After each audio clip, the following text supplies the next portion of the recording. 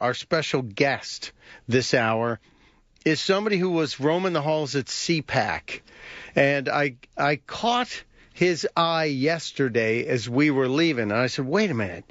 You're that guy who's got the posters all over the CPAC Media Center. Now, let me just give you a little flavor of this gentleman and his background. He's got 4 degrees from MIT. He was a Fulbright scholar. He also is an entrepreneur with 7 successful tech companies. He's working on curing cancer and Alzheimer's. You can't get any more principled than that, can you? He's a guy who started his life with a paper route. He mowed lawns, played baseball. Sounds like perfect American, right? But his name is Shiva, Dr. Shiva. Dr. Shiva, welcome to the program, sir. Great to be here, Mike. Thanks for having me. You know, you are, sir, I'm kind of nervous because you're probably the smartest guy I've ever talked to. And that makes me nervous. But you're remarkably normal in your demeanor and approach. So I love that about you. Well, there's a lot of normal people who are very, very smart. The problem is a bunch of elites in academic institutions think they're the smart people and everyone else is stupid. And that's the narrative that needs to be changed. You're absolutely right. And I think a lot of it goes down to if we can just accept that none of us can know everything, that there probably are people out there who can help us bridge the gaps of knowledge, that we can all come at each other maybe with a hunger to learn what we don't know. And for my money, that would make life in this world a lot better if we would all accept that I don't know everything, but somebody out there can help me understand stuff I don't know. And I need to spend some time with you because you apparently know a lot of things. Now, Dr. Shiva, I want you to tell me why you are running for the United States Senate. Now, I'll tell this audience, we're in D.C., but there's a lot of people listening online and around the country. You're running in Massachusetts in 2018, correct? Yeah, I'm running in Massachusetts against Elizabeth Warren. And I have to tell everybody, Dr. Shiva's heritage is from India, and his ad campaign says only the real Indian can defeat the fake Indian. And that's right. And everybody in the room's eyes just got real wide and they went, no, he didn't. And I said, yes, he did. So proud of your Indian heritage, I'm sure. But you're also going up against a woman who has falsely claimed an Indian heritage. Have you ever met her? I have. You know, it's interesting to ask that. About a couple of years ago, there's a restaurant in Cambridge that I was eating at. She was next door. And I had just completed some very interesting research on genetically engineered foods. You know, Monsanto, which is companies like Monsanto, which are destroying the soil in this country. And I went up to her and I said, hey, Senator Warren, I'd like to come meet with you to share this research, you know, thinking that someone who claims that she's a lefty cares about people would be interested. She goes, oh, yeah, great. Come to my office, arrange time to meet with me. And I said, great. So, in fact, I arranged time to meet with her, flew down out of my very busy schedule, and she didn't even show up.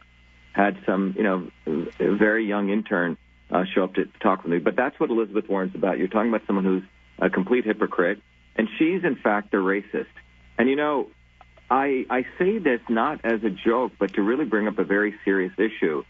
For far too long in this culture, we've pointed, one aspect of the establishment, you know, uses race. And the other aspect doesn't want to discuss race, right?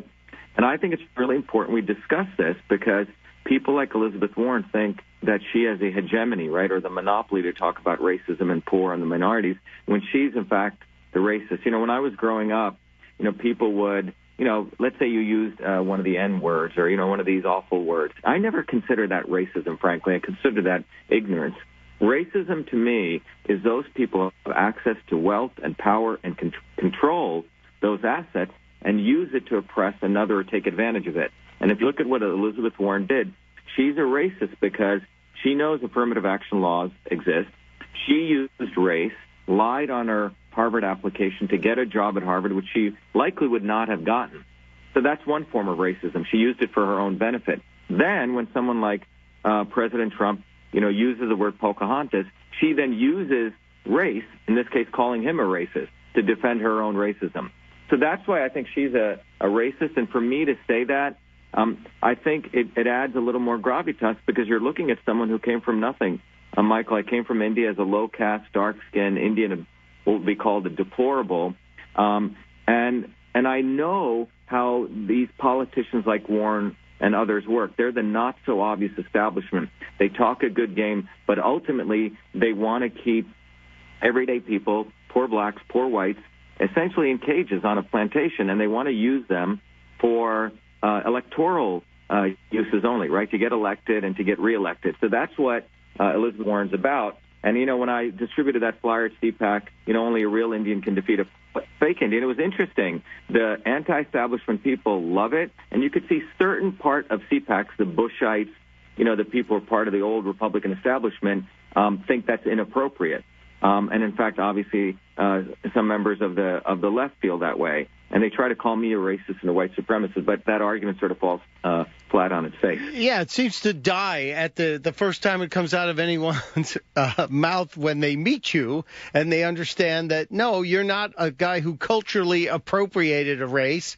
You are a man who, God forbid, has brown skin and isn't afraid to talk about the fact that he's an Indian running against a woman who is a fake Native American Indian. Now, Dr. Shiva, I want to ask, I've got a couple of things I have to ask, and I'm going to get to the email question, because I told everybody I'm very excited. I'm talking to the guy that invented email.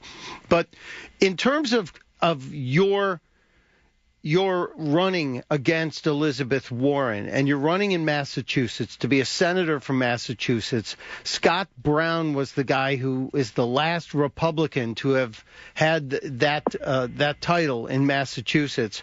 What's the basis of your campaign that you think people are going to pick up and vote for you as opposed to an Elizabeth Warren? Yeah, it's a great question. Look, our campaign has what has made this entire election, which including the establishment GOP in Massachusetts, and in fact, most of the media thought it was a done deal. It's Elizabeth Warren's seat. We're the one who's in fact made this historic campaign, and everyone's very, very excited to listen to us. And the reason, the foundation of our campaign is this, Michael. Look, if you look at the academic epicenter of the world, it's in some ways it's the Harvard-MIT military-industrial complex triangle, right? And that's Absolutely. Right here in Massachusetts. In many ways, the sewer that feeds the swamp in D.C. starts here. And if you look at someone like Elizabeth Warren, she represents the face of the military-industrial academic complex that Eisenhower so eloquently warned us about in 1961, and in fact, Fulbright warned us about 10 years later. And why do I say that? So Warren, if you look at one part of that triangle is Harvard, right, which is the academic complex that is the one that produces a lot of these think tank people who think, as you said earlier, they know better than everyday people. She has never, ever denounced Harvard. Harvard is fundamentally a fake university. It's a $40 billion hedge fund, which is what funds her. And yet she talks about Wall Street, but she will never expose Harvard. The second leg of that triangle is what I call the big corporate industrialists, the globalists, and one of them being Monsanto. Monsanto as a company has single-handedly destroyed the soil of this country, and this is not a left or right issue. It's a fundamental issue of the fact that our food supply is being destroyed. They're the ones who promote genetically engineered foods, which have no safety assessment standards, something I've well researched. Warren voted to protect the supported the Monsanto Protection Act. When I tell liberals about this, they freak out. What do you mean? Well, your senator, who you claim stands for you, supported the Monsanto Protection Act, a company which is one of the most evil corporations on the planet. The third leg is we're talking about big defense contractors who steal money from American taxpayers. Think about this. The military actually returned weapons that did not work. She actually wrote to Chuck Hagel to accept those weapons that were not working. So Warren is part of that, or is a face of that. So our entire campaign is let's go to the root cause of this problem. As an engineer out of MIT, as an entrepreneur who has had to build many things, we always go to the root cause, Michael. The root cause is the military-industrial academic complex, that triumvirate which thinks that they are the source of all great innovations. They're the ones who know it better than everyone else. And that's what Warren is about. So our campaign is we need to declare our independence from that triangle. By the way, the front end of that triangle, the salespeople are the establishment politicians, right? Yep. The establishment GOP and the establishment Democrats. In the last election, they all congealed around Hillary Clinton. Warren, supported, by the way, everyone knows Hillary, or over even, Bernie. So yes, the entire campaign is being driven by declare your independence. And out of that emerges our solution. We need clean government, term limits. We need real health. Let's go back to the foundations of this country. Real food, locally grown, support the local farmer. And the third part of that is real jobs, which means we need people who are skilled, Michael. We don't produce enough skilled labor. For every 17 skilled job openings in Massachusetts, only one person is skilled. What kind of really skilled labor does Harvard produce? They produce, by the way, 30% of Harvard's admissions are legacy based on who donates. So you have a lot of dumb rich kids going to these big institutions, and we have devastated the skilled labor force in this country. So that's our core message. Declare your independence, real health, clean government, and real jobs. You can find out more about him, and I know we're in D.C., but I think this guy could affect the nation if he's involved, and people listening up in Massachusetts, check him out at shiva4senate.com. Real quickly, because I'm up against kind of a break here, Dr. Shiva, you invented email? What, were you with Al Gore in college, and he goes, hey, I've invented this Internet. How can we tell people?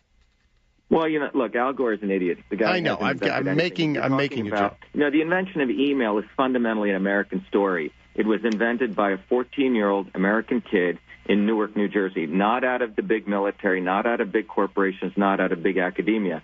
You may remember, Michael, and anyone listening over the age of 40, you remember the old inter-office mail system with the secretary, the inbox, the outbox, the folders, had the paper clip. She'd write a memo, put it in a little envelope and tie it around. Well, I converted that entire system into the electronic version, and I called it email, a term never used before in the English language, wrote the first 50,000 lines of code to do it, and I got the first U.S. copyright for that in 1981 at a time when copyright was the only way to recognize software inventions. Had patents been available, I would have done that. Went off to MIT, as you pointed out, did 4 degrees, and in 2011, it went into the Smithsonian because my mom was dying of pulmonary fibrosis in a beautiful suitcase. She'd saved everything.